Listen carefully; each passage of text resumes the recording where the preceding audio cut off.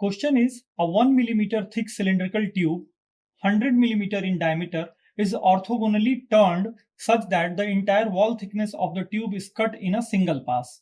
The axial feed of the tool is 1 meter per minute and the specific cutting energy of the tube material is 6 joule per millimeter cube.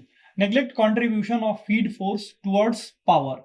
The power required to carry out this operation is, fill in the blanks, in kilowatt.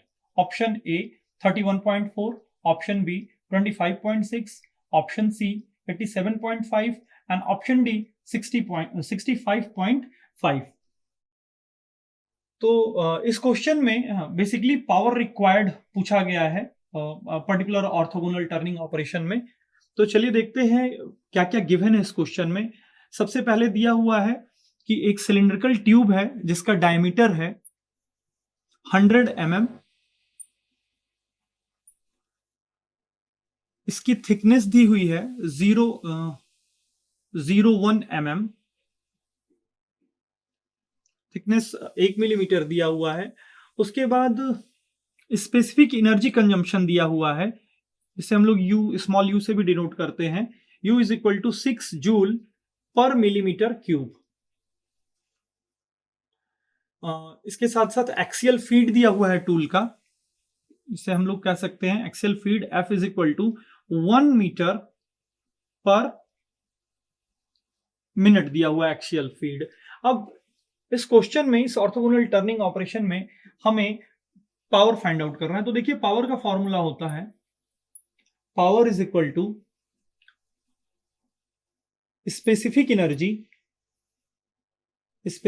Consumption,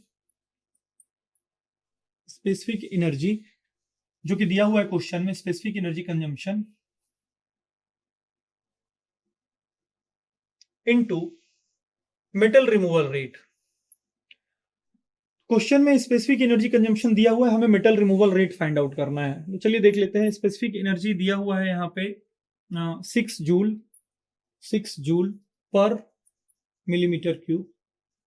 metal removal rate हो जाएगा area into axial feed. तो area क्या होगा, ये cylindrical tube है तो 2 पाई are into thickness इसका area होगा। तो हम इसे पाई डी टी भी लिख सकते हैं। तो pi into dia of the cylindrical tube into thickness into axial feed that is given as 1 meter per minute। Solve करते हैं इसको। 6 into pi into d is given as 100 into thickness is given as 1। So when we will calculate it, this value is given as 1 meter per minute. So we will take it in millimeter because here we have taken specific energy consumption in mm cube. So it will be 1000 mm and here feed is given in minute. So we have to take it in minute को हमें यहाँ पे second में लेना होगा। तो 1000/60 कर देंगे हम, 1000/60 कर देंगे। तो 1000/60 कर देंगे तो ये हो जाएगा हमारा mm पर सेकेंड, राइट। और ये mm पर सेकेंड हो गया। और इसे अगर हम देखेंगे तो ये एरिया है हमारा, ये हमारा mm स्क्वायर में रहेगा। ये किस में रहेगा, mm स्क्वायर में रहेगा, ये वाला दोनों सेक्शन। ये हो जाएगा 1000 divided by 60, right. Thickness is 1, thickness हमने थिकनेस 1 ले चाहे ना ले कोई फर्क नहीं पड़ेगा। सो यहाँ पे pi into 100 into 1000 divided by 60, thickness हमारा 1 mm है। तो 1 mm को मल्टीप्लाई करिए या नहीं करिए कोई फर्क नहीं पड़ेगा। सो फाइनली जो पावर आएगा हमारा यहाँ पे कैलकुलेट करने के बाद आएगा ये 31415.92 वाट।